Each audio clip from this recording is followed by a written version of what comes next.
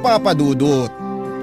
Magandang araw po sa inyo at sa mga kabarangay natin na nakikinig sa Barangay Love Stories. Itago nyo na lamang po ako sa pangalang Malin. 43 years old at nagtitinda ng tinapa at iba pang mga isdang pinatuyo dito sa palengke sa Quiapo. Tuwing tanghali ay hindi talaga mawawalang pakikinig namin sa inyong programa at masasabi ko na naging parte na kayo ng araw-araw naming pagtitinda, Papa Dudut. Magkahalong saya at lungkot ang nararamdaman ko sa tuwing nakakapakinig ng mga kwento na ibinabahagi ng mga kabarangay natin. Isang araw ay naisip kong magpadala ng sarili kong istorya sa inyong istasyon. Buti na lamang at tinulungan ako ng anak ko para makapag-email sa inyong programa. Magsisimula ang kwento ko taong 2000 kung kailan 18 anyos pa lamang ako nang dalhin ng tiyahin ko dito sa Maynila mula sa probinsya namin sa Aklan. Bata pa lamang ay pangarap ko na talagang makatungtong sa lugar na ito dahil marami akong mga magagandang kwento na naririnig at nababasa tungkol sa Maynila. Pero dahil mahirap lang ang buhay namin sa probinsya ay natakot ako na baka hanggang pangarap na lamang ang lahat. Buti na lamang at minsang umuwi doon ang tiyahing ko na kapatid ng nanay ko para magbakasyon. Doon nakita at naranasan niya ang hirap ng buhay namin. Maswerte kasi siya dahil may negosyo siya ritong malaking sari-sari store at bakery dahil naglakas loob siyang lumuwas upang makipagsapalaran at magtrabaho noong kaedad ko lamang siya.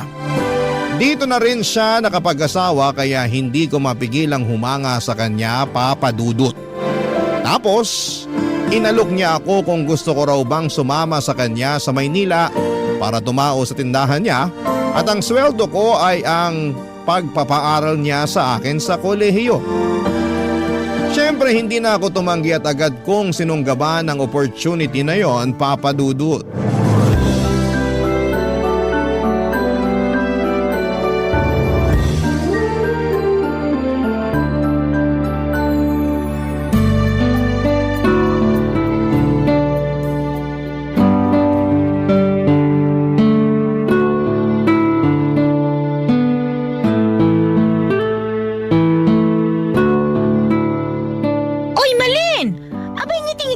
Yung mga customer, baka isipin ng mga yan na tinatarayan mo sila.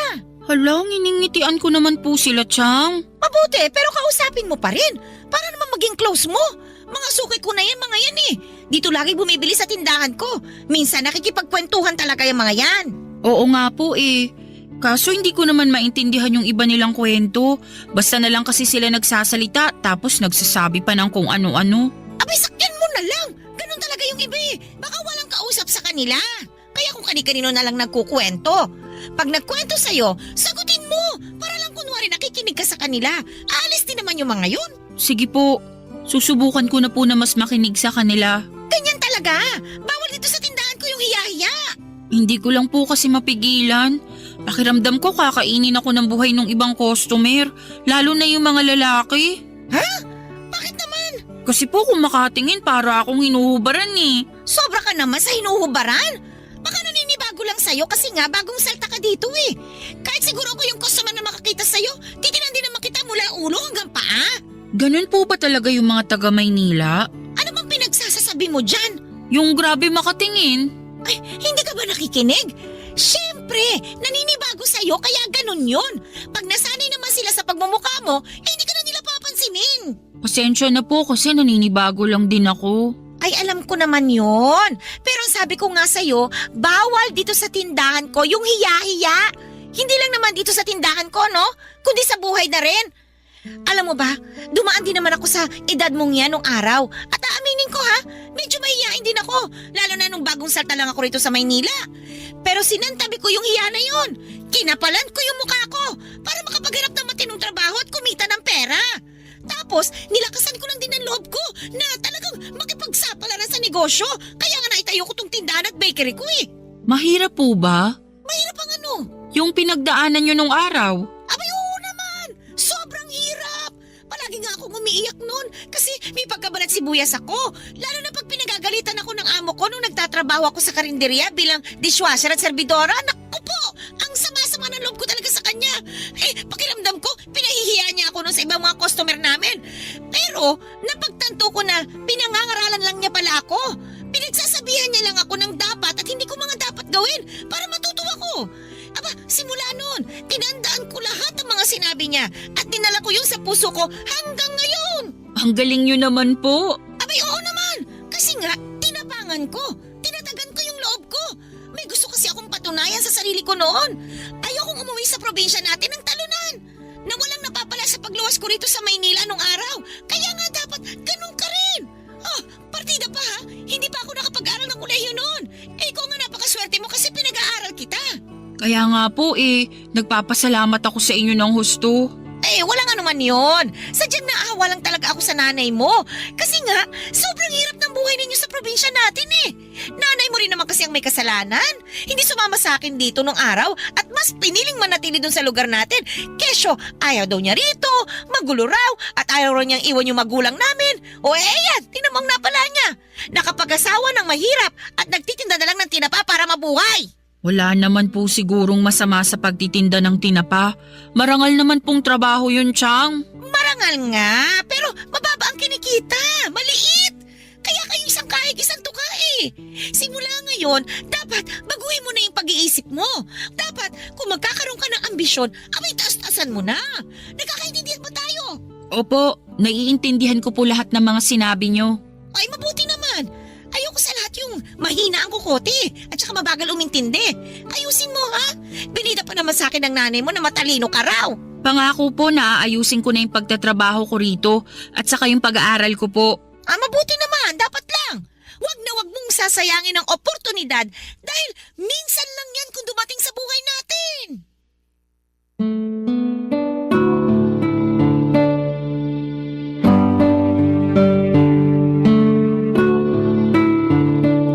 Papadudot, 6 kaming magkakapatid at ako ang pangatlo. Mangingisda ang trabaho ng tatay namin samantalang nagtitinda naman ang tinapa si nanay. Sa aming magkakapatid, ako lang talaga ang may pangarap na makapunta sa Maynila kaya nga pinilit kong makapagtapos ng high school kahit na napakahirap ng buhay namin. Bata pa lamang ay tumutulong na ako kay nanay sa pagtitinda ng tinapa para kahit papaano ay may pambaon ako. Sa kabila ng lahat, isang kahig at isang tuka pa rin ang pamumuhay namin. Kaya nga malaki ang pasasalamat ko sa tiyaheng ko na sumalba sa akin sa sitwasyong kinakalagyan ko sa probinsya namin. Pakiramdam ko ay binigyan niya ako ng panibagong pag-asa na magpatuloy sa buhay at mangarap ng malayo katulad niya. Strikta si Tia at kahit na pamangkin niya ako ay tauhan lang din ang trato niya sa akin. Katulad ng isa ko pang kasamahang tindera. Wala pong special treatment kumbaga dahil gusto raw niyang matutunan ko ang mga bagay sa Maynila at paghirapan ng bawat sentimo na ginagastos niya sa pagpapaaral at pagpapakain niya sa akin. Wala namang kaso yon dahil alam kong hindi pinupulot ang pera, Papa Dudut. Ang motto nga ng tiyaheng ko sa buhay ay isang malaking kasalanan ang mamatay na mahirap. Hindi nagtagal ay naging motto ko na rin yon sa buhay. Habang nagtatrabaho ako sa tindahan ay pumapasok ako sa isang university sa Maynila at kumuha ako doon ng kursong may kinalaman sa pagnenegosyo. Dahil gusto kong magtagumpay sa larangan na yon pagdating ng araw. Kapag walang klase ay abala naman ako sa pagtatrabaho sa tindahan ng tiyaheng ko at kahit na nakakapagod ay iniisip ko na lamang na magbubunga rin ang lahat ng pinaghirapan ko pagdating ng panahon. Sabi nga ng nanay ko ay hindi naman sa lahat ng araw ay nagtatanim tayo. Darating din daw ang takdang panahon na aanihin natin ang lahat ng tinanim natin. At yun lang ang palagi kong iniisip. Kaya nga nagsikap talaga ako sa pag-aaral at nagsipag sa pagtatrabaho, Papa Dudut.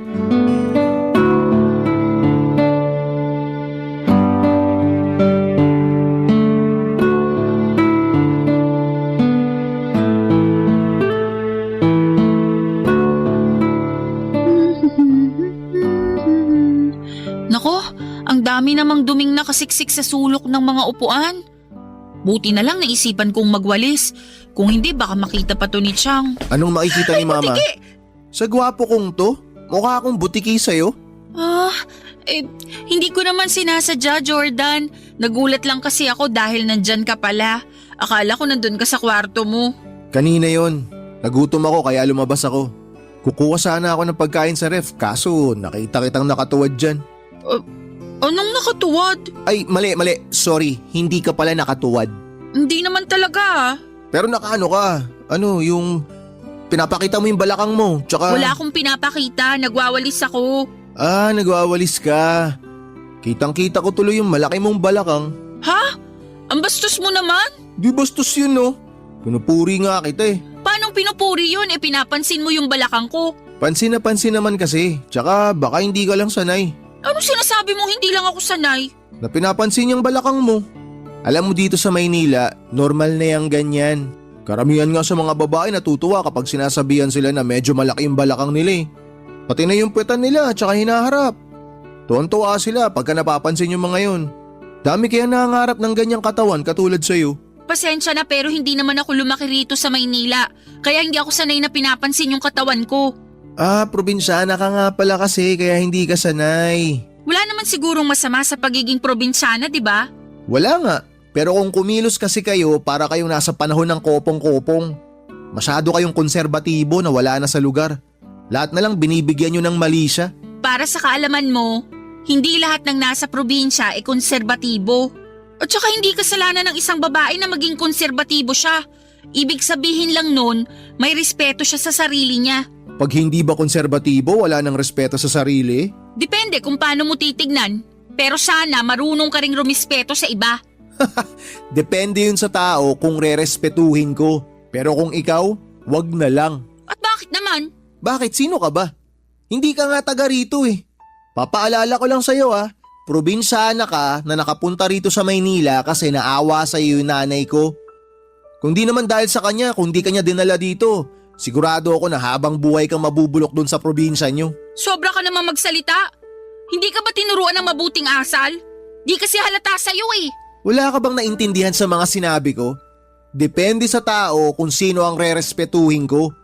Malas mo, hindi ka kasama dun. Arte-arte mo, hindi ka naman maganda. Anong sabi mo? Hindi ka na nga maganda, bingi ka pa.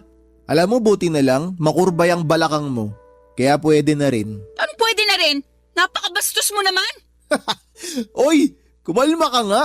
Nagbibiro lang ako. Hindi nakakatawa yung biro mo. Nakaka-offend kaya. Ganyan pala mga probinsyana, no? Walang sense of humor. Bastos ka talagang magsalita. Hindi ako bastos. Sensitibo ka lang. Ay nako, makakuha na nga ng pagkain dito sa ref. Wow, hindi lang malaki. Malambot din. Napakabastos mo. Susumbong kita kay Jack. Sige, subukan mo. Malalagot ka sa akin. Bakit? Anong gagawin mo? Malalaman mo kapag nagsumbong ka. Kaya kung ako sa'yo, isara mo yung bunganga mo. Yan, ganyan. Manahimik ka. Kung ayaw mong gumulo yung buhay mo dito. Hoy, makinig ka. Mula ngayon, matuto kang iayon yung kaartihan mo sa ganda mo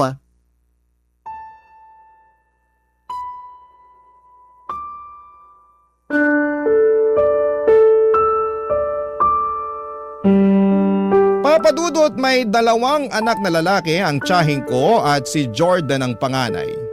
Nasa 3 taon na siya noon sa kolehiyo at sa parehong eskwelahan kami nag-aaral. 21 years old na ang pinsang kong yon. Malaking lalaki po si Jordan kung ilalarawan ko. May itsura pa at hindi ko gusto ang galawan lalo't may pagkamayabang ito. Napapatanong nga ako sa sarili ko noon kung ganon talaga ang mga kalalakihan na pinanganak at lumaki sa Maynila. Yun bang presko ang ugali at may pagkahambog? Hindi naman sa nilalahat ko, Papa Dudut, pero ilan din sa mga kaklase ko, mapa lalaki man o babae, ganon ang pakikitungo sa akin. Sa totoo lang ay hindi ako komportable kapag nasa paligid ako ng pinsang kong si Jordan. Kakaiba kasi siyang tumingin at pakiramdam ko ay binabantayan niya ang bawat galaw ko. Noong una iniisip kong baka gusto lamang niya akong makilala ng mas malalim dahil nga sa magpinsan kami. Kaya nga lang habang tumatagal ay kinukutuban ako ng hindi na maganda sa kanya. Sa kabila ng lahat ay pinilit kong isantabi ang nararamdaman kong yon dahil ayoko siyang pag-isipan ng masama. Kahit minsan na nga na nabastos niya ako, Papa Dudut. Barangay Love Stories. Barangay Love Stories. Papa Dudut, may 2 palapag ang bahay ng tiyahin ko. At may maliit akong kwarto sa bahay nila na nasa unang palapag. Habang nakatira doon ay nakatoka ako sa paglilinis ng bahay tulad ng paghuhugas ng pinggan, pagwawalis ng sahig at paglilinis ng CR bago ako pumasok sa eskwelahan. O di kaya ay magtinda sa tindahan nila. Magkahiwalay ang tindahan at bahay ng tiyahin ko pero hindi naman malayo ang pagitan noon sa isa't isa. Nilalakad ko nga lang yon ng 3 minuto at nasa may bukana kasi yon ng barangay kung saan sila nakatira. Bale, ang pasok ko noon sa eskwelahan ay 5 araw na pare-parehong nagtatapos ng 3:00 ng hapon. Tapos nagjo-duty naman ako sa tindahan ng tiyahin ko bandang 4:00 hanggang 10:00 ng gabi. Umuuwi muna ako sa bahay nila para magpalit ng damit at magwalis ng sahig o di kaya ay maghugas ng pinggan. Pagka-uwi ko ng 10:00 ng gabi ay saka pa lamang ako mag-aaral kung may kailangang mapag-aralan o di kaya ay mag-aasikaso para makatulog na.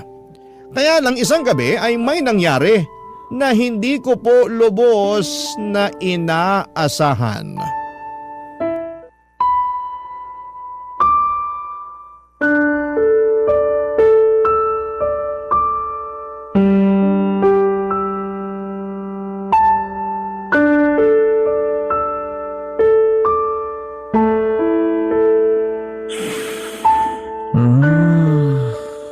Bang-bang mo naman. Ang sarap nito, halik-halikan. Ano ginagawa mo? Shhh! Huwag kang maingay. Mamaya may makarinig sa atin eh. Aray! Bakit mo ako tinadyakan? Nagtatanong ka pa talaga? Ikaw, bakit ginawa mo sa akin yan? Ginawa sa'yo ang ano? Yung pumasok dito sa kwarto ko, tapos hinahalik-halikan mo pa yung hita ko. Huy, pwede ba hinaan mo yung bibig mo? Baka magising si mama at papa tapos kung ano pang isipin ng mga yun. Mabuti nga para malaman nila yung ginagawa mo. Sinabing huwag kang maingay eh. Ano ba? Bisuan mo ako! Tatanggalin ko lang tong kamay ko sa bibig mo kapag nangako ka sa akin na mananahimik ka na. Ano? Hindi ko to tatanggalin hanggat hindi ka nangangako sa akin na hindi mo ko isusumbong kay na mama at papa. Mangako ka! Ako! Tumango ka kung naiintindihan mo ako. Tango! Buti naman nagkakaintindihan tayo. Ang sama-sama mo! Nakainom lang ako. Tsaka hindi ko naman sinasadya eh. Anong pinagsasabi mong di mo sinasadya? Pumasok ka sa kwarto ko, tapos may gusto kang gawin sa akin kung hindi ako nagising. Ang sabi ko nga, nakainom lang ako. Wala naman akong gagawing masama sa'yo. Tsaka hindi ko sinasadya na pumasok dito sa kwarto mo. Aray. Grabe, ang lakas ng pagkakatadyak mo sa akin. Sakit ng tagiliran ko. Kulang pa nga yan! Dapat sa'yo sinusumbong sa mga magulang mo para malaman nila na meron silang manyakis na anak. Sinong manyakis? Sino pa ba? Eh di ikaw? Uulitin ko lang ha. Wala akong ginawang masama sa'yo.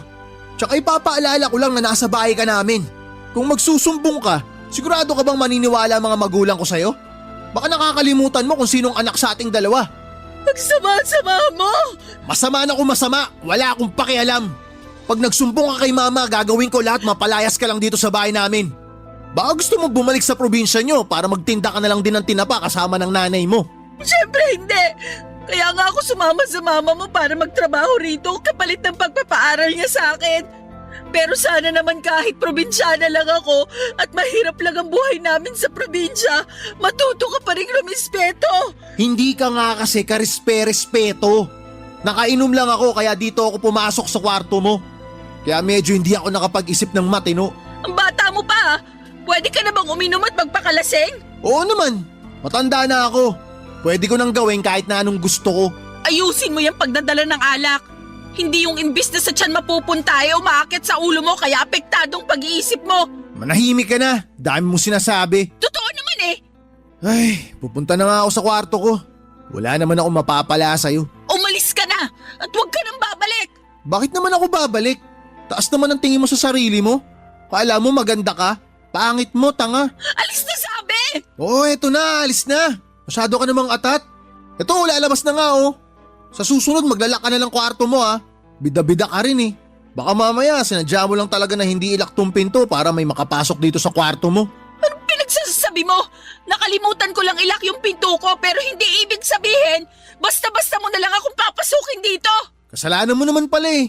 Sisihin mo sarili mo. Huwag ka nang bibintang ng ibang tao. Papa Dudut, siguro'y nakatulog na ako noon ng ilang oras nang mangyari ang pagpasok ni Jordan sa kwarto ko. Hindi ko na maalala kung nakakandado ko or nakandado nga ba ang pintuan pero mukhang hindi dahil sa sobrang pagod. Kaya siguro'y nakapasok na siya. Gulat na gulat ako at takot na takot dahil sa ginawa niya sa akin ng gabing yon. Nasa impluwensya pa siya ng alak at pinagbantaan pa ako na huwag magsumbong sa tiyahin ko kundi ay mananagot ako sa kanya. Ewan ko Papa Dudut pero para na lamang akong napipi at napatango na lamang sa kanya bilang pagsang-ayon ng gabing yon. Tapos ay kita ko sa pagmumukha niya na wala siyang pagsisisi. Tiningnan niya pa ako ng masama saka sarkastikong tumawa bago lumabas ng kwarto ko. Pagkalabas niya ng pintuan ay dali-dali ko yung kinandado sabay halukip-kip ng sarili ko. Tandang-tanda ko na hindi ako masyadong nakatulog ng maayos ng gabing yon. Hanggang mag-umaga sa takot na maulit pa ang mga nangyari, Papa Dudut.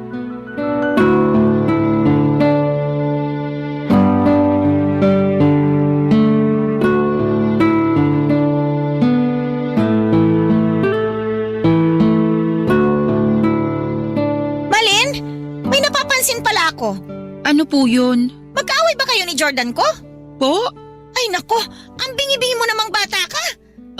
Pasensya na po. Ang sabi ko, kung magkaaway ba kayo? Hindi naman po.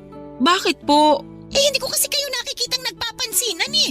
Hindi mo kinakausap yung anak ko. Magpinsan naman kayo ah. Kaya napaisip ako kung magkaaway ba kayo o ano. Kinakausap ko naman po si Jordan kung may sasabihin ako sa kanya. Pero kung wala naman hindi ko na siya kailangan kausapin. Ganun ba? Opo. Sayang naman kasi mabait pa naman yung anak kong yun.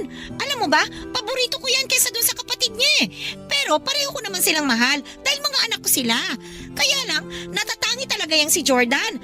Lagi ko nga yung ipinagmamalaki sa mga kumari at mga suki ko. Okay po. Anong okay po? Yan lang ba sasabihin mo sa dami ng mga sinabi ko? Wala naman po akong ibang masasabi tungkol kay Jordan, kaya sumang-ayon na lang po ako sa inyo. Sa bagay, tama ka rin naman. Ay nako, ipinagmamalaki ko talaga yung anak ko na yon.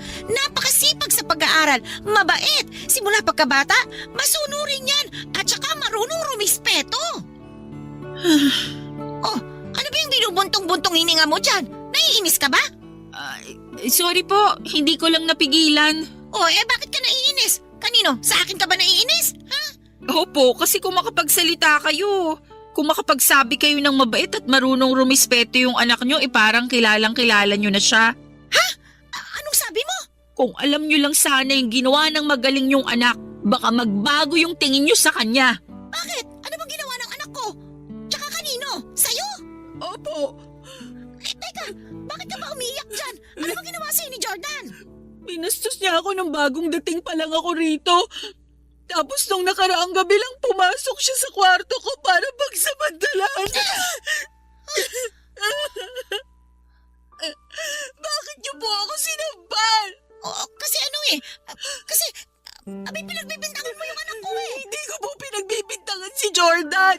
Totoo pong ginawa niya yun sa akin. Hindi ako naniniwala sa mga sinasabi mo. Gumagawa ka lang ng kwento. Bakit ko naman po gagawin yun? Ako nga yung agrabyada rito. Anong ikaw? Hoy, maghinay-hinay ka sa pagbibintang mo, Malin ha? Hindi ganyan ang pagkakakita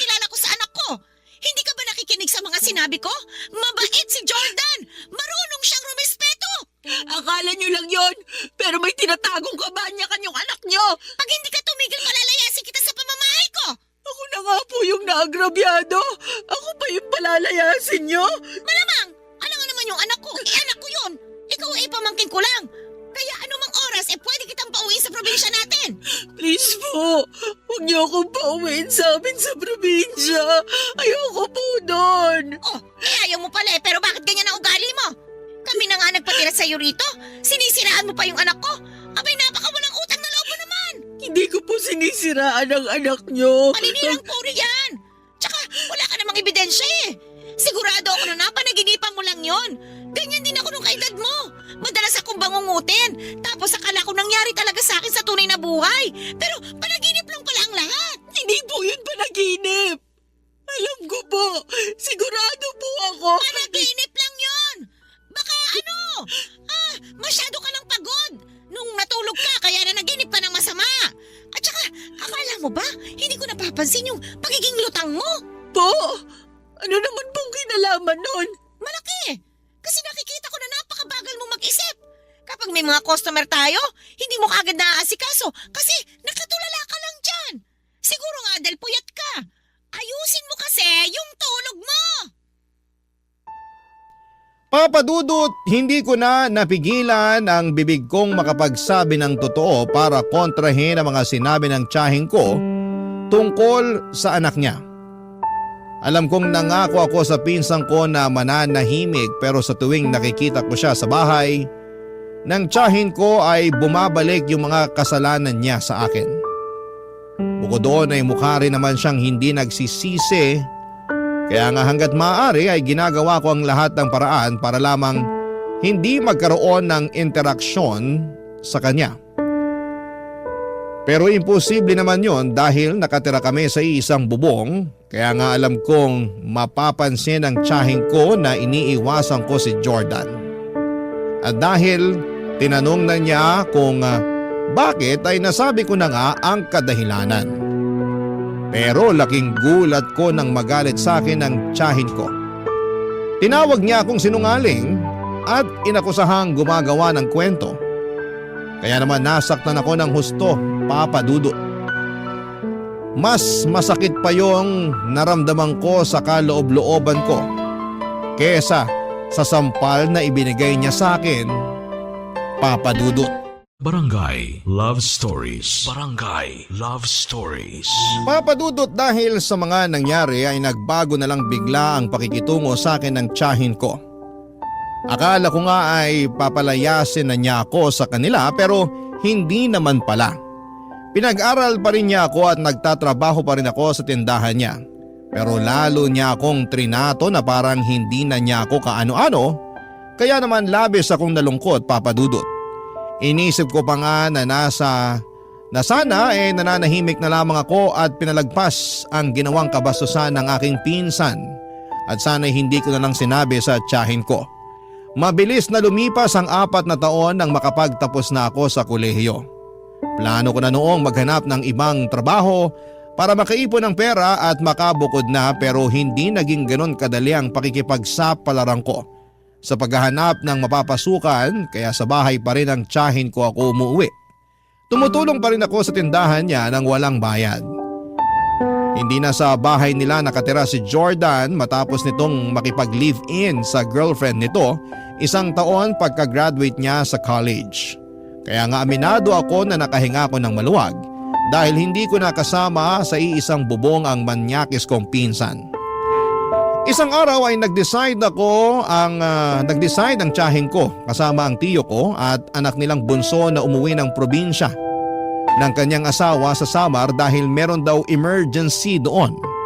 Hindi ko na alam kung ano yung emergency pero sa akin nila ibinili ng bahay nila. Nabantayan ko raw hanggang makauwi sila. Wala namang problema sa akin yon lalo't 5 araw lang naman sila noon. Kaya lang nung huling gabi na nila sa probinsya ay umuwi na lang sa bahay si Jordan na lasing na naman. At ako kaagad ang pinagdiskitahan niya matapos ko siyang pagbuksan ng pinto. Tinulak niya ako sa sofa at agad na pinatungan. Pero bago pa siya may magawa sa akin ay natuhod ko na ang kanyang pagkalalaki. Tapos mabilis akong tumakbo sa kusina para kumuha ng kutsilyo sabay tutok sa kanya. Doon na siya nahimasmasan at nakipag-areglo sa akin. Nagsorry siya at nakiusap na ibaba ko na ang kutsilyo. Wala naman talaga akong plano na saksakin siya pero namumuro na siya ng mga panahong yon. Nagawa lang daw niya yon dahil nilayasan daw siya ng kinakasama niya pero hindi ko na siya pinakinggan. At agad akong nagkulong sa kwarto ko ng gabing yon. Kinabukasan ay maagang dumating si Tia sa bahay Papa Dudut.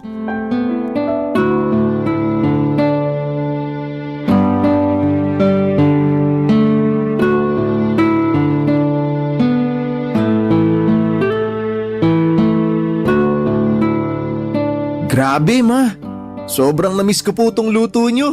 Oo nga eh. Simula nung umalis ka rito sa bahay para makipag-live-in dun sa girlfriend mo, marami na akong luto na hindi mo nakain. Ay, kumusta na nga pala yung kinakasama mo? Hiwalay na po kami. Ano? Kailan pa? Noong 1 linggo pa po. Oh, bakit ngayon mo lang sinabi sa akin? Naunahan na po ako ng hiya. Hindi po kasi ako nakinig sa inyo nung sinabi nyo na masyado pang maaga para bumukod kami. Akala ko po kasi kaya na namin eh. Kaso, ultimo yung mga maliliit na bagay, maliliit na problema, pinag-aawayan namin ng matindi. Maliit lang ba na problema yung dahilan kaya kayo naghiwalay? Parang ganun na nga po, mga maliliit na bagay na nagpatong-patong na. Tsaka kasalanan ko rin naman po kung tutusin kasi napagbuhatan ko siya ng kamay nung huling beses na nag-away kami. Good morning po, Chang. Oh, Malin, andyan ka lang pala sa kwarto mo. Bakit ngayon ka lang lumabas? Masama po kasi yung pakiramdam ko kaya… Weh, masama ang pakiramdam. Talaga lang ah. Baka ayaw mo akong makita kaya nagkukulong ka sa kwarto mo. Sinong gugustuhin makita yung pagmumukha mo pagkatapos ng ginawa mo sa akin kagabi? Sige nga. Uy, wala akong ginawa sa'yo kagabi ah. Wala pa pala sa'yo yung kamuntikan mo na naman akong pagsamantalahan dahil lasing ka at malungkot sa paghihiwalay nyo ng kinakasama mo? Ha?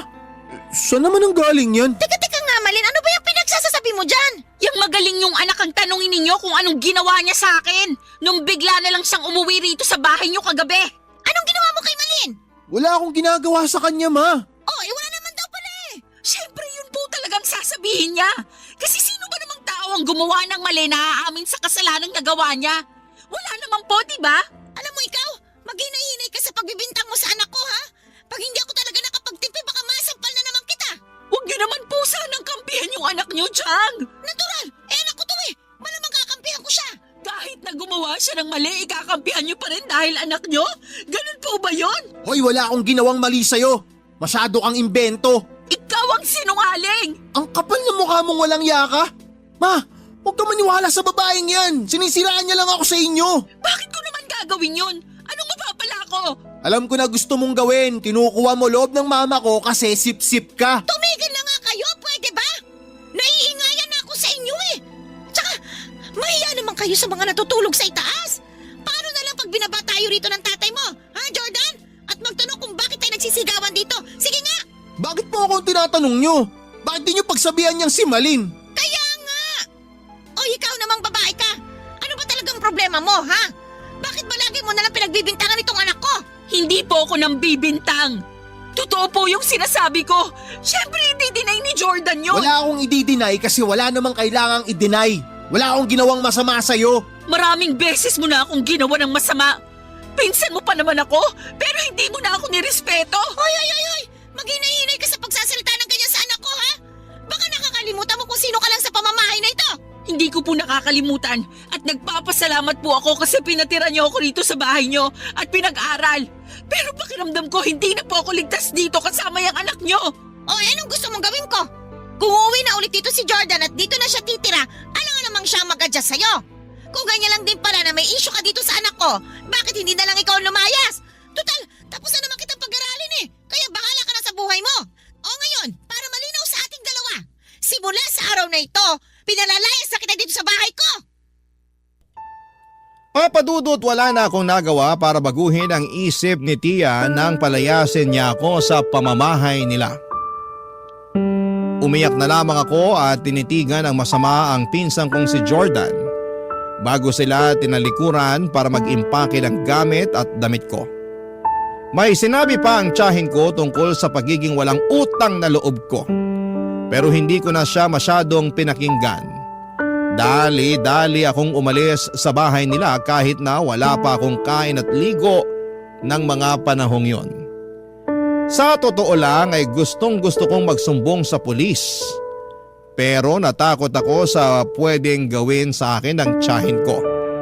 Pinagbantaan din niya ako na magpapakalat siya ng masamang kwento tungkol sa akin sa probinsya para masira ko. Kaya naman hindi niyo ako masisisi kung pinanghinaan ako ng loob ng mga sandaling yon. Siguro ako pa rin talaga yung probinsyana na kinuha niya sa Aklan at pinag-aral sa Maynila. At kahit na ilang taon na ako rito ay hindi ko pa rin nagawang baguhin noon ang dati kong sarili. Na mahiyain at mahina ang loob. Kaya naman mas pinili ko na lamang na kimkimin ang lahat at nag-focus sa paghahanap ng trabaho habang naghahanap ng matutuluyan. Sobrang hirap dahil naranasan kong matulog sa kalsada nung araw lalo at wala pa akong nahahanap na mapagkakakitaan. Buti na lamang at may mabuting loob na tumanggap sa akin bilang tindera at tagahugas ng pinggan sa isang kainan kaya nagsimula na akong kumita ng pera.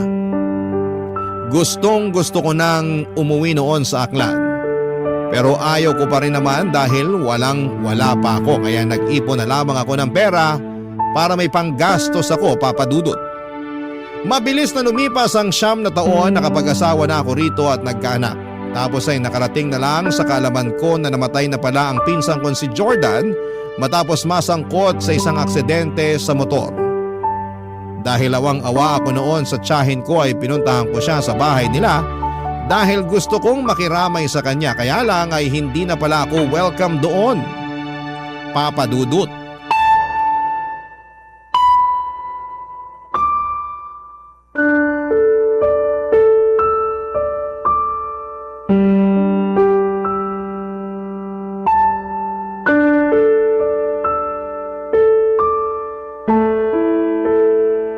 Anong ginagawa mo rito sa burol ng anak ko, Malin? Gusto ko lang naman pong makiramay sa pagkamatay ni Jordan kaya nagpunta po ako rito. Pero alam mo ba na hindi ka na welcome sa pamamahay ko simula nung pinalayas kita? Kaya ewan ko na lang talaga sa kung anong klaseng kakapalan talaga na mukha ang meron ka para bumalik ka pa rito. Kung ano man po yung hindi natin pagkakaunawaan nung araw, kalimutan na lang po natin. Magkapatawaran na po tayo. At saka nandito ko kasi malungkot ako dahil wala na ang pinsan ko. Anong malungkot? Akala mo ba maniniwala ako sa sinasabi mong yan? Baka ang ibig mong sabihin masaya ka kasi sa wakas namatay na yung anak ko. Hindi po totoo yan. Hindi raw totoo, pero alam kong yun ang matagal mo nang gusto mangyari sa kanya. Kahit kailan hindi ko po hiniling na mamatay si Jordan. Kahit na ginawa niya ako ng masama. Saka hindi po ba kayo nakikinig? Kalimutan na natin yung nangyari noon at magkapatawaran na tayo. Napatawad ko na po si Jordan. Matagal na panahon na. Pwes, hindi ako ganun kadaling magpatawad, lalo na sa katulad mong walang utang na loob sa akin. Alam mo, nito ko lang napagtanto na may sa demonyo ka pala. Ano pong sinasabi niyo? Na anak ka naman kukulam. Kasi may dala kang sumpa sa pamilya namin. Simula nung umalis ka, nagkanda-leche-leche na yung buhay namin. Halos malugi na yung tindahan at bakery ko. At kulang na lang magsara na. Mabuti na lang kahit papano na ilaban ko. Kaya nakakabalik pa rin sa akin yung puhunan ko kahit paunti-unti. Tapos yung mister ko, nagkasakit ng malubha. Kaya kinailangan siyang operahan. Yung anak kong pangalawa, nakabuntis naman. Kaya hindi nakapagtapos ng kolehiyo. Tapos, namatay naman si Jordan. Lahat yun, kasalanan mo. Wala po akong ginagawang masama sa pamilya niyo, Chang. Ako nga yung ginawa ng masama ni Jordan, tapos hindi niyo naman ako pinaniwalaan. At bakit? Sino ka para paniwalaan ko, ha? Kaya siguro kayo kinarma kasi masama talaga ang ugali niyo. Anong sinabi mo? Sabi ko, masama talaga ugali niyo. Kunwari lang kayong concern kayo sa akin kaya tinulungan niyo ako makapunta rito sa Maynila at pinag-aral. Pero sa huli, sinusumbatan niyo lang din ako. Kahit kailan, Wala ka talagang utang na loob! Malaki po ang utang na loob ko sa inyo. Nire-respeto ko kayo bilang tiyahin ko at nagpapasalamat ako sa inyo ng husto dahil tinulungan niyo akong makapag-aral at makaalis sa probinsya namin. Pero sobra-sobra po yung kapalit nun sa akin. Wala po kayong alam kung paano ako nabuhay sa takot at kaba pag nasa paligid yung anak niyo. Simula nung ginawa niya ako ng masama. Tapos kayo na inaasahan kong magiging kakampi ko, hindi pa naniwala sa akin. Kung ano-ano rin pong masasakit na salita ang sinabi niyo sa akin na kinimkim ko lang sa dibdib ko kasi umaasa ako na mawawala rin yon. Kaya nga pumunta ako rito ngayon para makiramay sa inyo. Kaya lang pinapasama niyo na naman yung loob ko. Sana kasi hindi ka nalang pumunta dito eh. Sana hindi ka nagpakita sa akin. Kasi ayaw ko naman makita yung pagmumukha mo talaga. At kahit ano pang sabihin mo, hindi ako naniniwala na wala kang dalang malas. May sakampon ka ni Satanas. Kaya lumayas ka na ngayon sa harap ko. Hindi niyo na po ako kailangan palayasin. Dahil aalis po talaga ako. O ano pang hinihintay mo? Pasko? Bagong taon? Alis na! At wag ka nang magpapakita pa sa akin! Papadudot, pinagsisihan ko na po na pumunta pa ako sa burol ng pinsan ko matapos akong ipahiya at palayasin ng tiyahin ko. At kahit na hanggang makauwi ako sa bahay namin ay iyak ako ng iyak. Nagsumbong agad ako sa asawa ko at sinabi niya sa akin na huwag na raw akong magpakita sa tiyahin ko o bumalik pa sa bahay nila kahit kailan. Bagay na sinang-ayunan ko naman. Hindi ko lang mapigilang malungkot dahil sincero naman at seryoso ang pakikiramay ko sa kanya ng panahong yon. Pero siguro'y hindi na talaga kami magkakasundo pa. Nasaktan lang din ako noong sinabi niyang may dala akong kamalasan at sumpa sa pamilya nila samantalang ako na nga ang ginawa ng masama ng anak niya noon. At hindi niya ako pinaniwalaan kaya siguro'y nakarma sila. Pero hindi naman ako humiling noon. Baka kusa lang talagang binigay sa kanila yon ang kapanaran. Simula noon ay pinutol ko na nga ang ugnayan sa tiyahin ko at sa pamilya nila. Kung tatanungin ninyo ako, kung may balita pa ako sa kanila ay wala na po masyado. May naririnig po akong kwento mula sa iba naming kamag-anak na may sakit daw ang tiyahin ko pero hindi ko na po kinumpirma pa. Siguro may bahagi sa akin na natatakot nang magpakita sa kanya dahil baka sumbatan niya lang ulit ako at pagsalitaan ng masama at masakit. At ayoko na ulit na mangyari yon, Papa Dudut. Sa kasalukuyan, pamilya ko na lamang at negosyo ang iniintindi ko. Alam ko na hindi madali ang pinagdadaanan ko noong araw at sa kamay pa mismo ng kamag-anak ko. Pero nagpapasalamat pa rin po ako sa Diyos. Dahil hindi niya ako pinabayaan, Papa Dudut. Na sa tuwing nangyayari yon ay nililigtas niya pa rin ako. Kaya naman, sa kanya ang kapurihan. Hanggang dito na lamang po ang sulat ko, Papa Dudut. Maraming salamat po sakaling mapili po ninyong i-ere ang kwento ng buhay ko. God bless and more power sa Barangay Love Stories. Ang inyong forever kapuso at kabarangay, Malin. Dear Papa Dudut, magandang tanghali po sa inyo. Sumulat po ko sa inyo para i-share ang isang nakakatuwang alaala ko mula noong kabataan ko na hanggang ngayon ay hindi ko pa rin makakalimutan. Isa itong kwento na tiyak akong makakarelate ang lahat lalo na sa mga kaidaran ko na dumaan sa parehong henerasyon. Tawagin niyo na lamang po ako sa pangalang Jepong, 38 years old at isang city guard. Ang kwento ay nangyari 16 years ago. Di pa uso noon ng Facebook at isa pa lamang akong hamak na binatang tambay noon. Wala pang social media ng panahon namin. Ang tanging kinakaadikan ng mga kabataang tulad ko noon ay ang pagtitext sa cellphone. Isa sa mga hindi ko malilimutan noong panahon ko ay noong nauso ang pagkakaroon ng text clan. Para sa mga hindi po nakakaalam, sa mga Gen Z, Ang clan ay grupo ng mga taong karaniwan ay hindi magkakakilala na nagmula pa sa iba't ibang mga lugar. Ang mga miyembro nito ay araw-araw na nag-uusap sa text, nag-a-update sa mga kaganapan sa buhay nila at nagsisend ng mga kung ano-anong quotes sa pamamagitan ng group messaging. Sa panahon ngayon, ang tawag naman dito ay group chat. Pero sa panahon namin, sa halip na isahang pag-send ang ginagawa sa message namin ay mano-mano namin po itong pinapadala.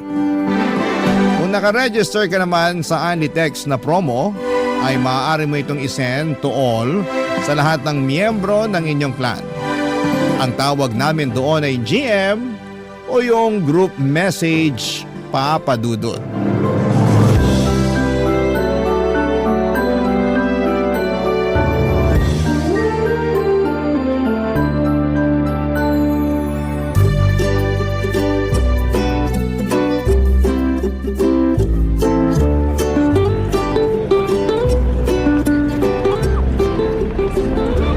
Ano na naman tong GM na sinend mo? Lyrics yan ng bagong kanta. Ganda no? Relate ka ba? Tungkol yan sa taong iniwan. Ang drama mo naman. Paano ka makaka-relate sa ganyan wala ka namang nobya? Bakit? Yung may girlfriend lang ba kailangang makarelate sa lyrics ng mga kanta? Hindi naman, pero ang corny kasi. Dapat yung mga nakakatawang joke ang gini-GM mo para nakaka-good vibes. Sus, di mo lang alam kasi yung kanta eh. Hindi nga, tsaka hindi ako interesado. Hindi naman ako mahilig sa mga banda-banda na yan eh. Kaya di ka makarelate sa kung anong sikat ngayon eh. Sa bagay, matanda ka na pala. 27 lang ako, boy. 5 taon lang pagitan natin. Kung makapagsalita naman to. Matanda na yun. Ikaw nga yata pinakamatanda sa clan natin ngayon eh. Sira ulo to. Pasalamat ka nga, sinali pa kita sa clan eh. Nakasali nga, pero ang boring naman ng clan mo. Wala man lang maayos na kausap dun. Puro bata kasi. Tapos iilan lang yung kaidara natin dun. Sinali lang din naman kasi ako ng katrabaho ko dun, pampatay oras. Pero kung naghahanap ka ng mas magandang grupo, may bagong clan na nagre-recruit sa akin ngayon. Talaga? Oo, bawal ang bata dun. Walang menor de edad. Kaya mas maganda to kaysa sa clan na meron tayo ngayon. Sali mo ako, dali. Kung gusto mong sumali, kailangan mo munang umalis sa current clan natin ngayon. Bakit naman? May rules sila na 1 clan per person lang eh. Hindi sila tumatanggap ng taong member na ng ibang clan. Bakit daw? Ewan ko. Exclusive lang daw sila eh. Ang dami naman nilang alam. Clan lang naman yan eh. Hindi lang yun kasi basta-bastang clan. Halos lahat ng member doon, sobrang close na nila sa isa't isa. Magkakaibigan na sila. May mga nagkatuluyan na nga rin eh. Talaga? Pero hindi ba bawal magpakilala sa mga clan? Dapat may gamit kang codename? Oo, bawal. Pero wala naman silang magagawa kung nagkagustuhan yung mga clanmates eh.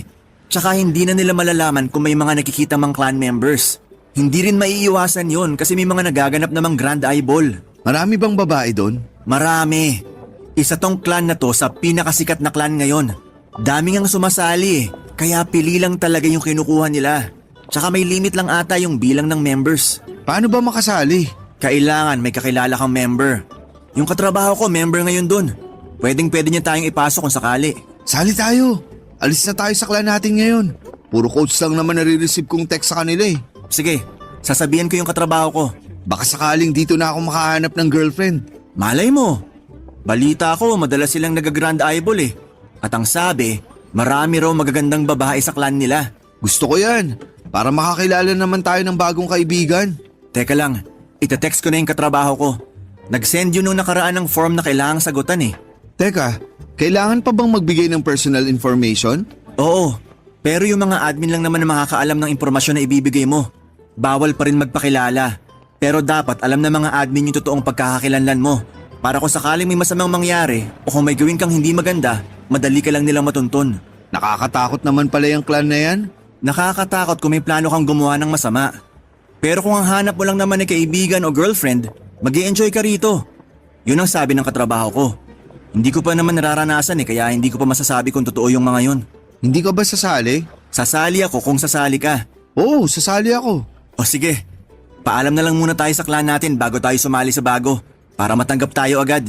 Sige, uunahan ko nang magpaalam kay admin. Tandang-tanda ko pa. Palagi noong nauubos ang pera ko para lamang makapag-load ng Only Text at Only Call para lamang makapag-update ako sa clanmates ko. Mahal kasi ang bayad kada text noon kaya kailangan mag-register sa mga promo. Isang requirement sa grupo namin noon ay kailangan naming mag-send ng group text sa lahat ng clan members kahit gaano pa ito kawalang kwenta. Ang ginagawa ko noon ay nagsasend ako ng mga quotable quotes kada hapon at kung sino man ang mag-reply sa message ko, ayun na ang nakakausap ko lalo na kapag bored ako. Bawal ang magbigay ng totoong pagkakakilanlan kapag miyembro ka ng clan. Meron kaming kanya-kanyang code name noon at ang gamit ko dati ay Emo Punk 57 para medyo rebelde ang datingan. Ang codename na yon ay laging nakalagay sa dulo ng bawat text message na pinapadala namin na siyang nagsisilbing naming signature. Tuwing nagkakaroon kami ng bagong miyembro ay nagpapakilala sila sa pamamagitan ng ASL o yung tinatawag na age, sex, location. Kasama na ang codename nito. Required sa amin na isave ang number nila para maisama sila sa send to all list namin. Kung tama ang memorya ko, papadudot, nasa mahigit 50 na katao ang miyembro ng clan namin noon. May ilan na mula pa sa Rizal, Cavite, Lucena, Batangas, Pampanga at kung saan-saan pa.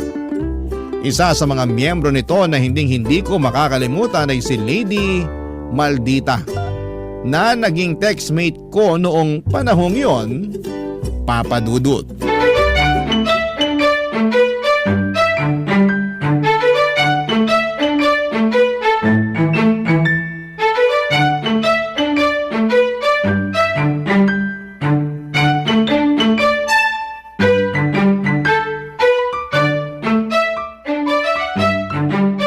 Sarap ng ngiti ah! Sino ba yung ka-text mo at para kang baliw dyan ang umingiti mag-isa? Wala. Magka-text lang kami ni Lady Maldita ngayon. Lady Maldita? Hindi ba yan yung bagong pasok sa clan natin? Oh, siya nga. Bilis ah! Close na kayo agad? Winelcome ko lang siya tapos nagtuloy-tuloy na yung usapan namin. Kausap ko rin yan nung nakaraan eh. Talaga? Anong pinag-usapan nyo? Wala naman, kung ano-ano lang. Pero masarap siyang kausap, no? Oo, ang kulit nga niya sa text eh. Hindi siya nag-uusapan. Kaya minsan hindi ko namamalayan yung oras. Ilang oras na pala kaming magkausap. Malayo siya sa codename niya na Maldita kasi hindi naman siya Maldita talaga. Tinanong ko nga siya kung bakit Lady Maldita yung codename niya. Oh, anong sabi? Wala lang daw. Trip lang daw niyang gamitin yung salitang Maldita para cool daw pakinggan. Kung sa bagay, emo punk nga yung codename mo. Eh hindi ka naman emo. Mas lalo sa'yo. Dark Knight 69? Superhero ka? Kaya nga codename eh. Kanya-kanyang trip lang yan. Sa tingin mo, maganda tong si Lady Maldita sa personal? Hindi ko alam. Di ko pa naman siya nakikita eh. Bakit? Type mo? Medyo. Anong medyo? Oo at hindi lang ang sagot sa tanong ko. Hindi pa nga ako sigurado. Magaan siya kausap pero hindi ko pa naman siya nakikita ng personal kasi. Kailangan ba makita mo muna siya bago mo siya magustuhan? Malamang. Ikaw ba gusto mong magkagusto sa pangit? Siyempre kung ako papipiliin, dun ako sa maganda. Pero nasa tao rin naman kasi yan. Kung nahulog ka dahil sa ugali ng tao, kay pangit man yan, titibok talaga ang puso mo para sa taong yun. Baka lang kasi masayang yung pagkagusto ko sa kanya kung pangit naman pala siya. Ang pangit naman nun? Nakabase ka sa panlabas na anyo ng tao? Yun na magdidikta sa'yo kung mamahalin mo ang isang tao o hindi? Oh, bakit? Anong masama dun? Ganun naman talaga sa totoong buhay. Ipokrito ka kung sasabihin mong hindi ka naghanap ng magandang babae na magiging nobya mo. Hindi.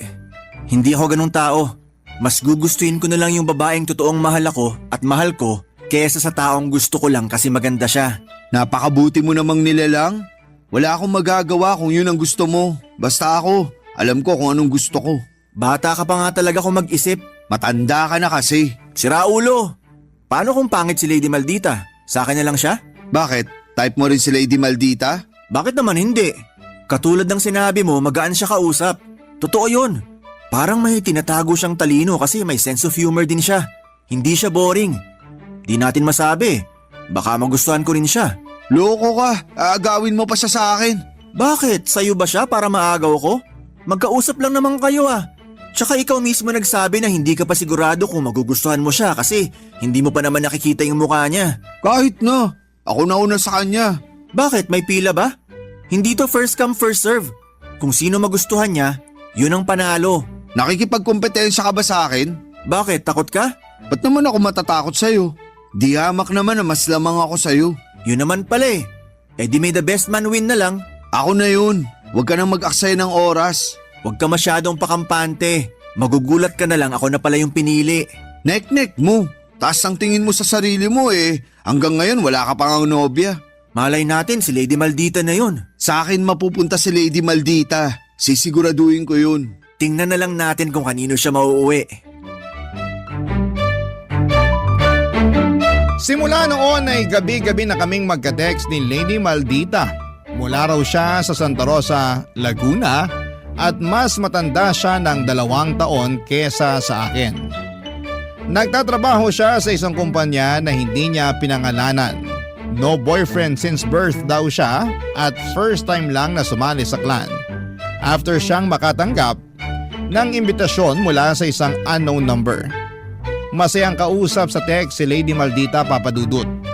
Lagi nga akong excited noon tuwing nakakatanggap ako ng message mula sa kanya. Wala pang 1 segundo ay may sagot agad ako sa mga message niya.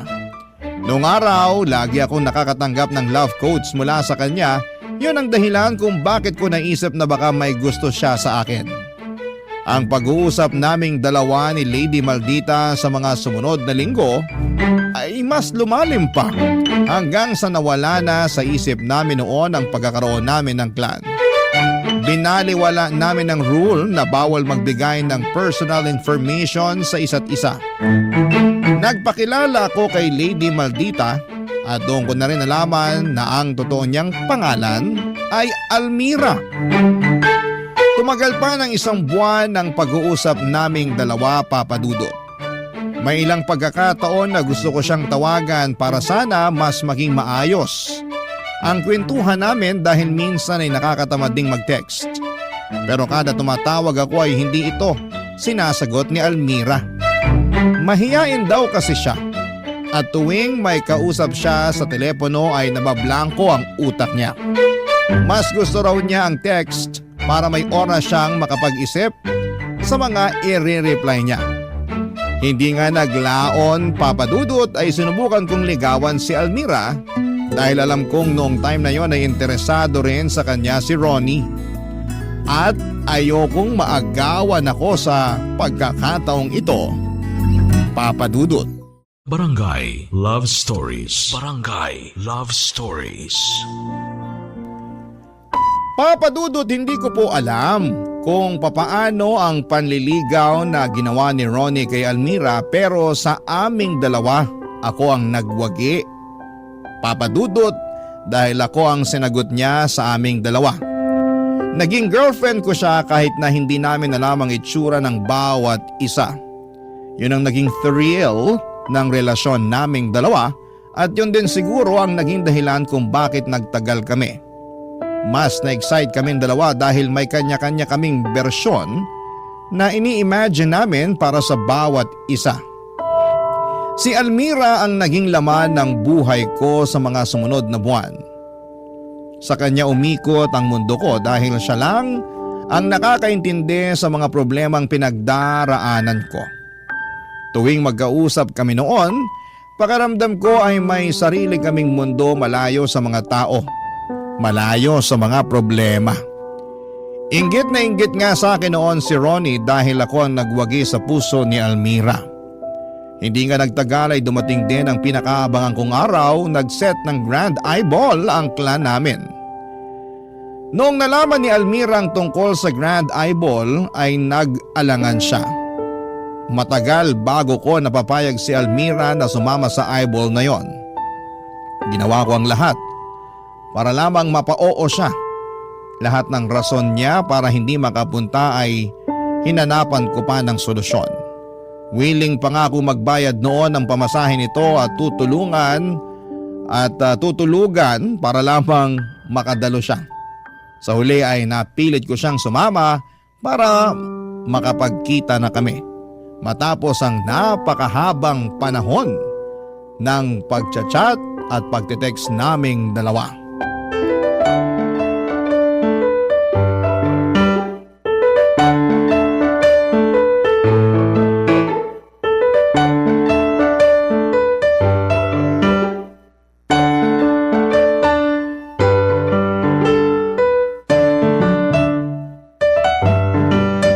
Jepong, manlibre ka naman dyan kahit soft drinks lang. Sa akin natambay ka pa talaga magpapalibre? Wala akong pera. Ikaw nga tong dapat manlibre. Ikaw yung may maayos na trabaho sa ating dalawa. Petsa de peligro ako ngayon. 20 pesos na nga lang natitira sa pitaka ko Puro barya pa. Kung bakit kasi sobrang gastador mo? Nakalimutan mo yata na breadwinner tong kausap mo. Winner saan? Sira, breadwinner. Ang ibig sabihin nun, ako yung bumubuhay sa pamilya ko. Ah, yun pala ibig sabihin nun. Akala ko nanalo ka. Ano palang plano mo sa Grand Eyeball ng clan natin? Pupunta ka ba? Siyempre naman. Yun na yung pagkakataon namin ni Almira para magkita. Talagang seryoso na yung relasyon nyo ni Almira. Oo naman. Anong akala mo sa amin? Naglalaro lang ng bahay-bahayan? Swerte mo. Ikaw yung pinili sa ating dalawa. Sabi ko naman sa'yo, ako yung pipiliin Kung naniwala ka lang sana sa akin, hindi ka na nag-aksaya pa ng oras. At least sinubukan ko. Talunan man, wala akong pagsisisi. Wala ka naman sigurong tampo sa akin dahil hindi ka pinili. Ba't naman ako magtatampo? Ano ako, bata? Masaya nga ako na may girlfriend ka na ngayon. Matagal mo na yung hiling kaya bigay ko na yan sa'yo. Inggit ka no? Sus! Ako? Maiinggit? Marami pang babae dyan. Hindi ko kaiinggitan yung girlfriend mong walang muka. Pero, paano pala kung hindi mo siya type? Paano kung pangit siya? Malaki ang tiwala ko na maganda tong si Almira. Paano mo nasabi? Basta, Hindi pa ba sapat yung naging ugnayan yung dalawa na kung sakali mang hindi siya kagandahan magugustuhan mo pa rin siya? depende na lang siguro. Paanong depende? Hindi ko masabi sa ngayon Tingnan na lang natin kung ano yung mararamdaman ko kapag nakita na namin ang isa't isa. Tsaka, wag natin pangunahan yung sitwasyon. Malay ba natin kung maganda naman pala si Almira, di ba? Binibigyan lang naman kita ng paalala. Dapat hindi ka masyadong mag-expect. Baka mamaya sa sobrang taas na expectation mo, madismaya ka lalo. Teka, ba't mo ba pinagpipilitang pangit si Almira? Nagkita na ba kayo? Hindi Nagkita na kayo no, kaya ka ganyan makapagsalita. Uunahin niya makipagkita sa akin kesa sa'yo mismo na boyfriend niya? Mag-isip ka nga, Jepong, kung ano-ano iniisip mo dyan. Ang sa akin lang naman, ano man yung maging itsura ni Almira, sana tanggapin mo pa rin siya. Swerte ka kung maganda siya, pero paano kapag hindi? Di pinaasa mo lang yung tao. Huwag kang mag-alala, hindi ko naman siya paaasahin Sana nga kasi tao yun. May sariling damdamin at puso siya na masasaktan kapag bigla mo na lang siyang iiwan dahil lang sa itsura niya. Basta, malakas ang kutob ko, maganda si Almira. Maiinggit ka na lang sa akin kapag nakita mo siya. Katulad ng sinabi ko, masaya ako para sa'yo ano man ang mangyari. Hindi kita kaiinggitan kasi kaya ko rin maghanap ng babaeng para sa akin. Sumama ka na lang kasi sa eyeball para sabay nating makita si Almira. Pustahan ulit tayo kung gusto mo. Wag na. Bigay ko na sa iyo yung araw na yon. Para sa inyong dalawa yon. Nagsaselos ka lang yata kaya ayaw mong pumunta sa eyeball. Jepong, sayong-sayo na si Almira. Huwag mo akong problemahin kasi marunong akong tumanggap ng pagkatalo. Sige, ikaw bahala. Tawagan mo kaya siya? Ayaw nga niya ng ganun. Awkward daw siya sa tawag. Bakit naman? Hindi ko alam. Basta, hindi raw siya mahilig sa mga tawag-tawag na ganyan. Nape-pressure daw siya. Weird Parang may tinatago. May tao bang hindi mahilig sa tawag? Meron, yung mga mahihain. Kapatid ko nga ayaw din sa ganun Magkikita naman na kayo Wala naman na sigurong kaso kahit magtawagan pa kayo sa cellphone. O sige, susubukan ko siyang tawagan ulit. Kahit na alam kong hindi naman niya ako sasagutin. Ilang beses ko na siyang sinubukan tawagan. Ayaw talaga niya. Eto na, tatawagan ko na.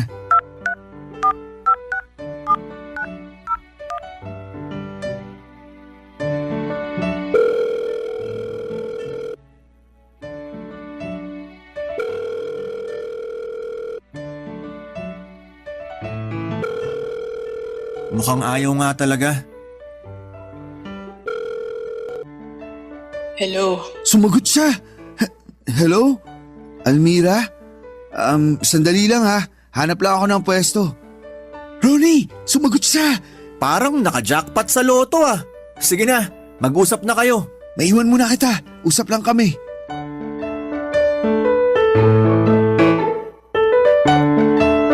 Bagay na bagay ang boses ni Almira sa inimagine ko, Papa Dudut. Mas lalo tuloy akong na-excite dahil nabigyan ko na ng boses ang babaeng ilang buwan ko nang kausap. Kung pwede lang sana noong gabi-gabi na lamang kaming magtawagan kaso'y ayaw talagang sumagot ng tawag minsan si Almira. Gawa nga na may anxiety daw siya pagdating sa mga ganong klase ng pag-uusap. Kahit papaano naman ay minsan ay pinagbibigyan pa rin niya akong kausapin ko siya sa tawag kapag nakukulitan na siya sa akin. Sapat na para sa akin yon, Papa Dudut. Habang binibilang namin ang araw bago ang Grand Eyeball ng clan ay kung ano-ano ng plano ang binuo namin ni Almira kapag nagkita kami. After Eyeball ay nangako siya sa akin na mag-i-stay muna siya sa Maynila para magkasama pa kami ng mas mahaba. Para mapaghandaan ang unang pagkikita namin ni Almira ay nagpagupit pa ako noon at bumili ng bagong damit. Gusto ko kasi na presentable ako kapag nakita niya ako para hindi siya ma-disappoint sa akin. Hindi rin naman ako kapangitan, Papa Dudut. Alam kong may kaunting ibubuga rin naman ang itsura ko kaya sigurado ako noong hindi siya mate-turn off sa akin kapag nakita na niya ang itsura ko. Sa isang malaking mall ginanap ang Grand Eyeball ng clan namin, Papa Dudut. Halos nasa 30 katao din ang dumating na mula pa sa iba't ibang mga lugar. Ang pinakamalayo na sigurong miyembro namin ay dumating pa mula sa Tarlac. Pero sa 30 katao na miyembro na nagpakita noong araw na yon, wala si Almira. Ang huling text niya sa akin noong araw na yon ay nasa biyahe na raw siya. Pero pagkatapos noon ay hindi ko na siya makontak pa. Maging ang mga kasamahan namin ay hindi niya nire-replyan. Sobrang dismayado ako noon kay Almira sa puntong nagkaroon ako ng tampo sa kanya ng araw na yon.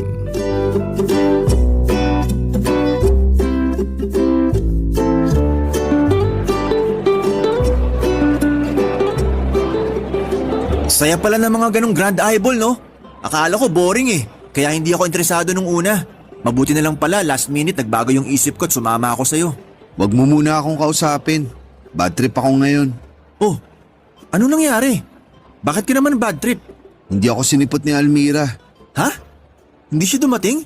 Nung nagkahiwalay tayo kanina, akala ko kikitain mo na siya. Yun dapat ang plano. May napag-usapan kaming meeting place para mas mauna kaming magkita. Dapat sabay kaming pupunta sa Eyeball. Kaya kita pinauna kanina. Kasi gusto kong ako yung maunang makakita sa kanya. Kaya naman pala hindi kita makita kanina eh. Akala ko naman, mas pinili niyong umalis na lang para mag-date sa labas. Buong araw, hinintay ko siya sa meeting place namin. Walang Almira na dumating. Pero bakit daw? Bakit hindi siya nakarating? Hindi ko alam. Hindi niya sinasagot mga tawag ko.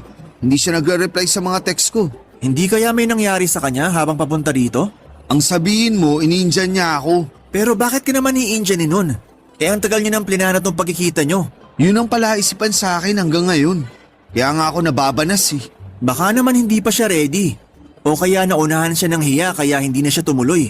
Kung ganun man ang nangyari, maiintindihan ko naman siya eh. Basta sabihin lang niya sa akin na hindi na siya matutuloy. Hindi yung pinaghintay pa niya ako buong araw para lang pala sa wala. Hindi ba siya nagsabi? Hindi, nakakainis nga eh. Text ako ng text sa kanya. Naubos na nga yung load ko kaka-text sa kanya. Hindi man lang siya nag-reply. Nako, mukhang in-Indian ka nga talaga. Hindi mo naman sinabi sa akin para sana nasamahan kita sa pag-aantay. Idadamay pa kita sa problema ko? Wag na. Yung Eyeball naman ang ipinunta mo eh, hindi si Almira. Pero syempre kaibigan kita. Gusto ko rin naman na samahan kita kapag may problema ka pinagdadaanan. Salamat, pero kaya ko namang harapin mag-isa yun eh. Hindi naman na ako bata para mangailangan ng kasama. Tsaka nakakahiya. Ano namang nakakahiya doon? Ang yabang-yabang ko magsalita tapos di rin naman pala ako sinipot. Doon ka pa talaga nahiya? Sanay na ako sa kayabangan mo kaya wag mo nang ikahiya yun. Pero hindi mo ba naisip? Paano kung nagpunta naman pala talaga siya? Anong ibig mong sabihin? Paano kung nakita ka na pala niya, tapos na-realize niya na hindi ka niya type, kaya hindi na siya nagpakita pa sa'yo? Hindi naman ako pangit eh. Alam ko naman yun. Ang pogi-pogi mo eh. Pero hindi rin naman natin hawak yung taste ni Almira. Paano kung iba pala tipo niya? Okay lang naman yun kung hindi niya gusto itsura ko. Pero sana naman sabihan niya ako. Para hindi niya ako pinaghintay na parang tanga. Hindi ko na tuloy nakilala yung ibang clanmates natin dahil sa kakaantay ko sa kanya. Hayaan mo. Balita ko may eyeball yata ulit sa susunod na buwan. Talaga? Oo, yun ang napag-usapan kanina bago umuwi. Sayang talaga. Kung alam ko lang sana na hindi na dadalo si Almira, nagpunta na lang sana ako sa inyo kanina. Ano ba kasing pumasok sa isip mo? Ba't mo siya inantay ng ganun katagal? Hindi mo man lang ba naisip na baka hindi na talaga siya tutuloy? Siyempre binigyan ko siya ng chance. Naisip ko na baka late lang siya o kung ano. Hindi ko naman alam na talagang hindi pala niya ako sisiputin. Antayin mo na lang kung anong paliwanag niya. Baka naman may maayos na rason kung bakit hindi siya nakapunta ngayon. Lawakan mo na lang muna yung pag-iisip mo. Yun ay kung papansinin pa niya ako. Hindi niya ako pinapansin eh. Paano mo naman nasabing hindi ka pinapansin? Baka naman nakapatay yung phone niya o baka wala siyang pang-reply sa'yo. Nagre-ring yung phone niya kanina. Ibig sabihin hindi siya lobat o anuman. Ibig sabihin nababasa niya yung mga text ko sa kanya. Ayaw lang niya akong pansinin. Ganito na lang gawin mo. Pagka uwi mo, magpalamig ka muna ng ulo. Tsaka mo siya i-text ulit. Alamin mo muna kung bakit hindi ka niya sinipot. Tsaka ka mag-decide kung anong gagawin mo sa kanya. Bahala na. Yun ang gawin mo. Gusto mo kumain muna tayo bago tayo umuwi? Napagod ako sa eyeball eh. Ginutom ako. O sige, tara. Baka sakaling mawala tong inis ko. Kinabukasan, Papa Dudut, ay isang mahabang text message ang pinadala sa akin ni Almira. Sa sobrang haba nito ay nahati pa ang text sa 3 long message dahil limitado lang ang bilang ng salita na pwedeng ipadala sa text noon. Nagsimula si Almira sa paghingi ng tawa dahil hindi siya nakadalo sa eyeball na ilang linggo ring naming inabangan. Saka siya nagpaliwanag na hindi raw siya nakapunta dahil nagkaroon ng emergency sa bahay nila. Isinukod sa paggamutan ng nanay niya dahil bumaba raw ang sugar level nito at buntik nang mapahamak ang kanyang buhay. Ang galit na naramdaman ko noon ay biglang napalitan ng pag-aalala. Agad ko rin naman siyang pinatawad sa ginawa niyang pang-Indian sa akin dahil naintindihan ko naman na mas mahalaga ang pamilya kesa sa pagkikita naming dalawa. Marami pa naman kaming pagkakataon para magkita uli kaya hindi ko na lamang ito masyadong dinibdib. Sa halip ay nangako sa akin si Almira na babawi na lamang siya sa akin sa mga susunod na araw. Sa katunayan, siya mismo ang nag-set ng bagong araw ng pagkikita namin. Ilang araw ang hinintay ko para sa pagkikita namin ni Almira. Hindi na nga ako makapag-focus sa mga ginawa ko noon dahil sobrang excited ako sa meet-up naming dalawa. Ang dami kong planong gawin sa kanya kapag nagkita na kami, Papa Dudut. Kaso nga lang, nang dumating ang araw ng paghaharap naming dalawa ng girlfriend ko, ay nadismaya lamang ako, Papa Dudut. Ang lahat ng expectation ko ay parang tubig na nag-flash sa toilet nung nakita ko na ang babaeng nagngangalang Almira na naging girlfriend ko ng ilang buwan, Papa Dudut. Barangay Love Stories. Barangay Love Stories. Papa Dudut, sa isang mall sa Parañaque kami nag-decide na magkita ni Almira. Siya mismo ang pumili ng lugar na yon kaya pinagbigyan ko siya. Sobrang dami ng tao noong araw na yon dahil araw ng Sabado. Ang malala ay nagloloko pa ang network provider ko noong araw na yon. Hindi ako makapag-register ng only calls at text kaya limitado lang ang text na naipapadala ko kay Almira habang hinihintay ko siya dahil baka maubusan ako ng pang-contact sa kanya. Noong araw na yon ay sobrang lakas ng kabog ng dibdib ko dahil matagal ng panahon kong hinihintay ang pagkikita naming dalawa. Sa huling text niya sa akin ay nakasuot daw siya ng itim na t-shirt at pantalon. Halos suyurin ko na ang buong mall para lamang maghanap ng babaeng nakaitim at nakapantalon. May punto pa nga Noong may punto pa nga noong isang babae ang nilapitan ko dahil saktong siyang iniisip kong itsura ni Almira. Kaso napahiya lamang ako dahil hindi pala siya si Almira, Papa Dudut. Mahigit 2 oras na akong naghihintay noon nang bigla-bigla ay tumigil na naman sa pagbibigay ng update sa akin si Almira. Nang mga oras na yon ay nagsimula na ako magkaroon ng hinala. Ganon na ganon kasi ang ginawa niya sa akin noong eyeball. Bigla na lang siyang tumigil sa pagre-reply. Pakiramdam ko ay hindi na naman niya ako sisiputin. Pero kahit na ganoon ay nagantay pa rin ako ng ilang oras hanggang sa bigla itong nag-text sa akin at nagsabing nasa mall na siya.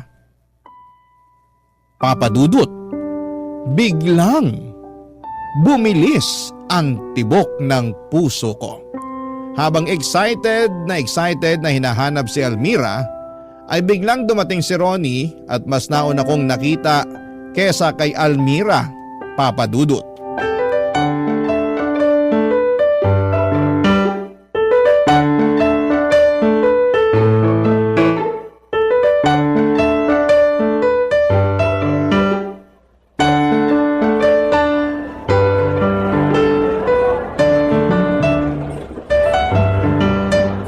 Jepong! Oh, Ronnie, anong ginagawa mo rito? May dinaanan lang ako. Naghahanap kasi ako ng bagong sapatos kaya nagpunta ako rito sa mall. Ah, ganun ba? Buti naman nakita mo ako sa dami ng tao ngayon dito sa mall. Sakto nga eh. Ano bang ginagawa mo rito? May kasama ka ba? Dito kami magkikita ni Almira. Ngayon yung meet up naming dalawa. Sigurado ka na ba dyan? Baka mamaya hindi ka na naman siputin nun ha? Totoo na to. Alam kong hindi na mauulit yung nangyari noon. Kapag ginawa ulit yun ni Almira, alam niyang magagalit ako sa kanya. Kaya sigurado ako ngayon na magkikita na talaga kami. Gusto mo samahan muna kita magantay para naman hindi ka maboring dito? Sige, pwede naman para may makausap din ako. Sige, maupo na ako rito. Itong Almira ba na to? Gano'n na ba kalalim yung pagtingin mo sa kanya? Seryoso na talaga ako sa kanya. Sobrang nahulog na yung loob ko kay Almira. Na kahit ano man ang itsura niya, kahit pangit siya, tatanggapin ko talaga siya. Talaga? Ganon ka na kaseryoso sa kanya? Kahit na hindi pa kayo nagkikita? Oy, hindi ko alam kung bakit pero para ba ang tagal na naming magkakilala? Alam niya yung mga trip ko eh. Tanggap niya yung pagkatao ko. Maliban sa'yo, siya lang siguro yung taong nakakaintindi sa akin. Kaya kahit buong araw pa ako maghintay sa kanya rito, aantayin ko talaga siya. Kulang na nga lang ako na mismo pumunta sa kanila eh. Ba't di mo ginawa? Ayaw niya. Strict daw yung parents niya. First time lang daw kasi niya magkaroon ng boyfriend kaya baka mabigla yung mga magulang niya kapag nakita nila ako. Kaya siguro natatakot siyang makipagkita sa akin nung una kasi kinakabahan siya. First time lang niyang makipagrelasyon eh. Ganon ba? Oo, kaya hindi ko siya minamadali. Pero ngayon, ang dami kong plano para sa amin ngayong araw. Pagdating niya, hindi ako magsasayang ng oras. Susulitin ko tong buong araw na magkasama kami. Jepong, may sasabihin sana ako sa'yo. Ano yun? Paano kung hindi pala totoo si Almira? Ha?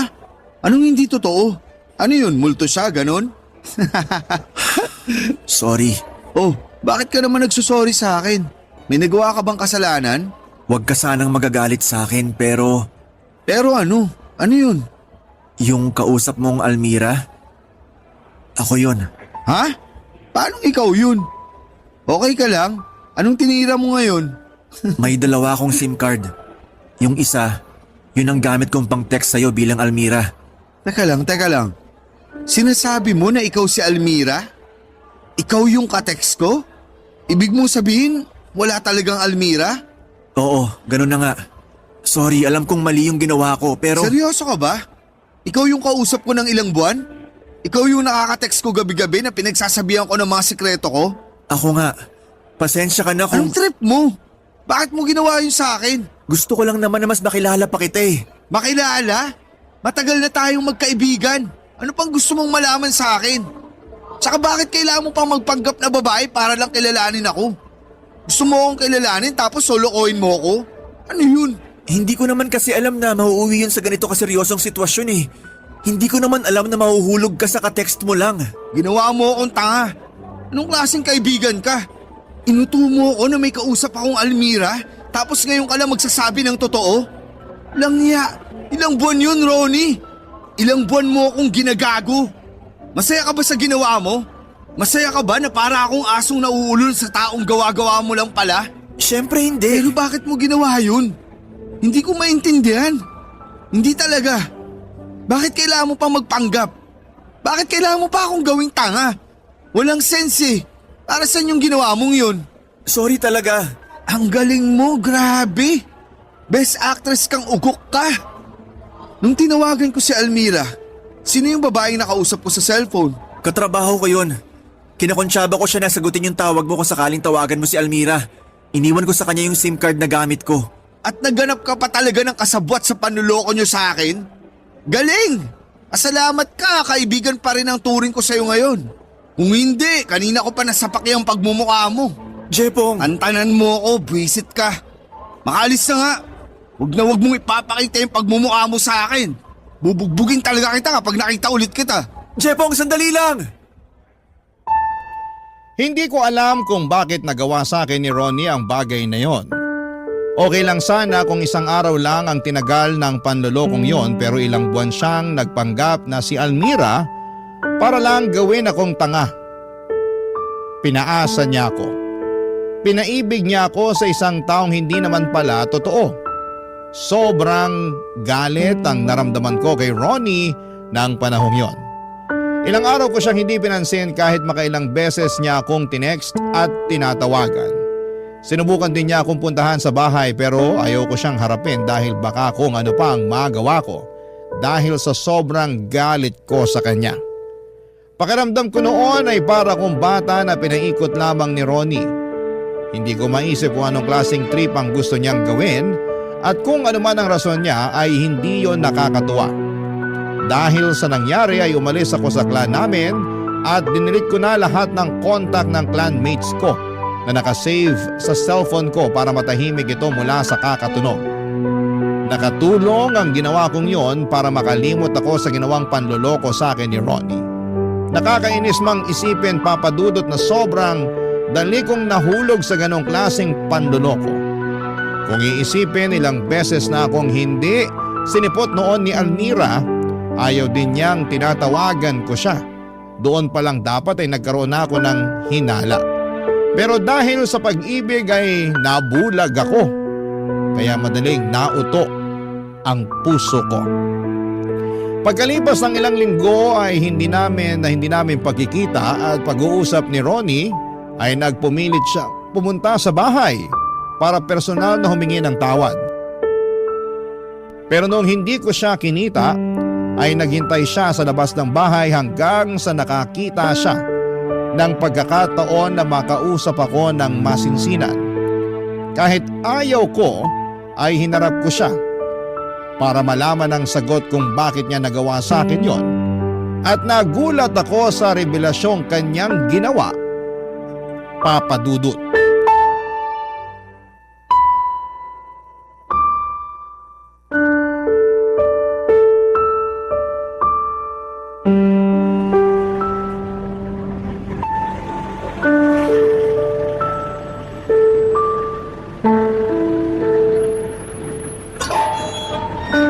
Jepong, Hanggang ngayon, nandito ka pa rin? Ibang klase. Ang tibay mo rin ah. kausapin mo naman ako. Hindi ba sabi ko sa'yo huwag mo nang ipapakita yung pagmumukha mo sa akin? Kailangan kita makausap para makapagpaliwanag ako sa nagawa ko. Pagkatapos ng ginawa mo sa akin, umaasa ka pa nakakausapin kita? Hindi mo na kailangang magpaliwanag. Ano mang paliwanag ang gawin mo, hindi na maaalis tong galit na nararamdaman ko sa'yo. Sige na, kahit ngayon lang. Ano pa bang sasabihin mo? Ipapamukha mo ulit sa akin na binilog mo ang ulo ko? Gusto mong palabasin na utoto ako? Na sobrang desperado ko kung sino-sinong pinapatulan ko? Hindi. Hindi yun ang dahilan kung bakit kita gusto makausap. Eh ano? Ano pa bang gusto mong sabihin sa akin? Hindi mo na kailangang maghugas kamay pa. Kasi kahit sabunin pa kita, hindi mo na malilinis ang pangalan mo. Hindi ko naman ginusto na mauwi ang lahat sa ganito eh. Ano sa tingin mo mangyayari pagkatapos ng ginawa mo? Na manatili tayong magkaibigan? Hindi na mangyayari yun. Sinira mo na yung tiwala ko sa'yo. Ikaw yung kaisa-isang kaibigan ko. Takbuhan ko kapag may problema ako. Tapos ganito lang yung gagawin mo sa pagkakaibigan natin? Sana inisip mo man lang yung kahihinatnan sa ginawa mong panluloko. Hindi kita gustong lokohin. Eh anong tawag sa ginawa mo sa akin? Trip lang? Nagawa ko yun sa'yo kasi gusto kita. Anong sabi mo? May gusto ako sa'yo, Jepong. Matagal na. Ano na naman to? Hindi mo na ako maluloko, Ronnie. Oo, hindi ako matalinong tao. Pero alam ko kapag ginagago na ako. Maghanap ka ng ibang mapagtitripan. Hindi ako. Seryoso ako. Gusto kita, Jepong. Anong gusto mong palabasin? Na bakla ka? Teka lang, wag mo naman masyadong ipagsigawan. Baka marinig tayo ng iba. Wala pang nakakaalam nito. Ngayon nagpapanggap kang bakla para lang mapatawad kita. Ibang klase ka rin talaga. Hindi ako nagpapanggap. Totoo tong nararamdaman ko sa'yo.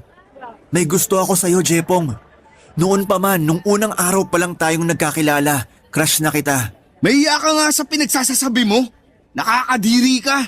Ba't ka naman magkakagusto sa akin pareho tayong lalaki. Hindi mo pa ba nagigets? Hindi ako nagkakagusto sa babae.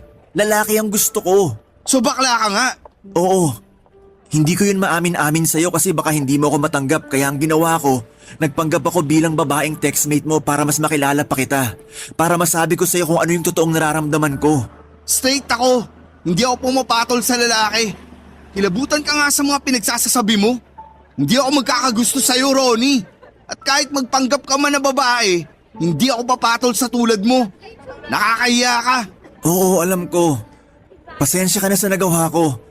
Alam ko naman na hindi maganda yung ginawa ko kaya sana mapatawad mo ko. Ang lala mo, sarap mong murahin.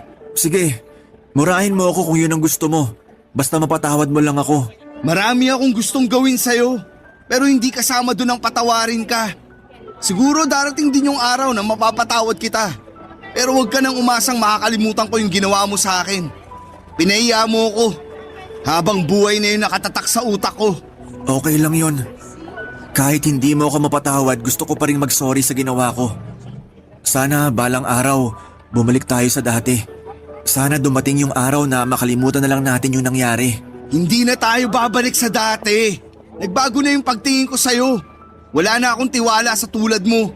Sorry talaga. Kung sa ganito lang din mauuwi yung pagkakaibigan natin, pwede bang atin-atin na lang yung nalaman mo? Sana wag nang makalabas to. Sa'yo ko lang sinabi tong sikreto kong to. Wala pang nakakaalam nito kaya sana wag mo na lang ipagsabi yung nangyari. Aalis na ako. Kung wala ka nang ibang sasabihin pa, maiwan na kita dyan. Sayang oras ko sa'yo. Teka, Jepong, sandali. Please. Pagkatapos ng ginawa mo sa akin, wala kang karapatang humingi ng pabor sa akin.